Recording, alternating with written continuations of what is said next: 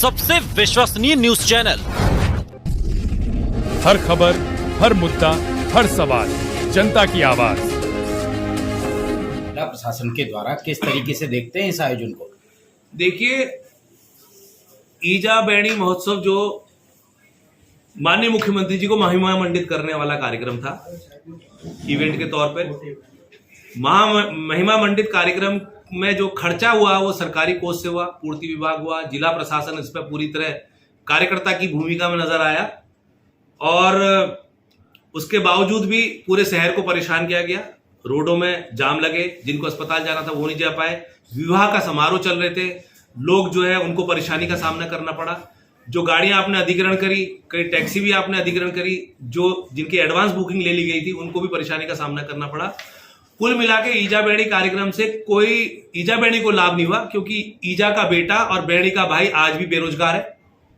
ईजा की रसोई और बैणी की रसोई में जो है सिलेंडर बहुत महंगा है, राशन बहुत महंगा है और भाई के स्कूटर में चलने का पेट्रोल बहुत महंगा है और अस्पतालों में ईजा बुबू के इलाज के लिए जो है व्यवस्थाएं नहीं है, लोग जान दे रहे हैं, एम्बुलेंस नहीं है। कल ही आपने देखा होगा कि विधायक ने प्रदर्शन भी किया। तो पूरा प्रदेश में बेरोजगारी है, पलायन बढ़ गया है, सिर्फ और सिर्फ विज्ञापनों में, होर्डिंगों में और इवेंट के माध्यम से लोगों को एक गुमराह करने का जो परिपाटी चली पड़ी है, ये परिपाटी प्रदेश के लिए अहितकारी है, क्योंकि इस प्रदेश को जिन्होंने अपने बलिदानों से सींचा, बलिदानों से बनाया है, उनकी आत्मा को कहीं ना कहीं आज पीड़ा होगी कि हमने इस प्रदेश को इसलिए बनाया था कि हर हाथ को रोजगार मिलेगा, उत्तराखंड खुशहाल बनेगा, प्राकृतिक सौंदर्य से परिपूर्ण, प्राकृतिक संपत्ति से परिपूर्ण और हमारे पास संपदा का कोई अभाव नहीं। हमारा युवा जो है आईक्यू लेवल उसका इतना बढ़िया है, बावजूद इसके आज हम बेरोजगार क्यों हैं? ये बहुत बड़ा सवाल है।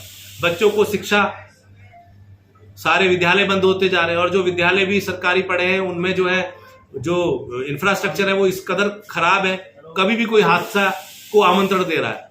लेकिन फील गुड फैक्टर, लोगों को अच्छा जो है वो दिखाया जा रहा है, लेकिन अच्छा कुछ भी नहीं हो रहा है। आपने पैसे की बर्बादी का आरोप लगाया है। बिल्कुल। और जिला प्रशासन कहता है कि हमने महिलाओं के रोजगार के लिए, स्वरोजगार के लिए अनेक योजनाएं चलाई हैं, तो फिर ये क्या है?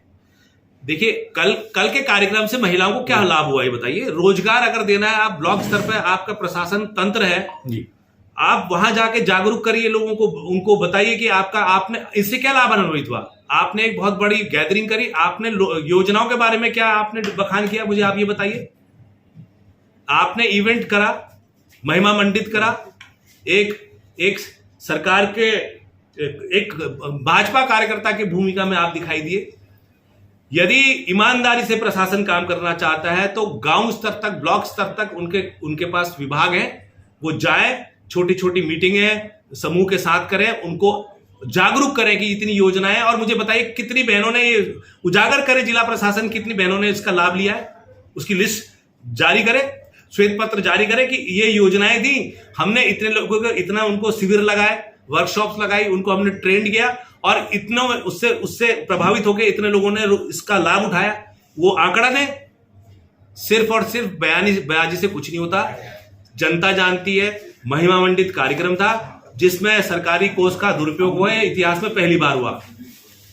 दीपक जी, ईजा बैणी महोत्सव मनाया गया, वहीं देखा गया भोजन माताओं के द्वारा अपनी मांगों को लेकर, वेतन मांग को लेकर धरना प्रदर्शन किया गया।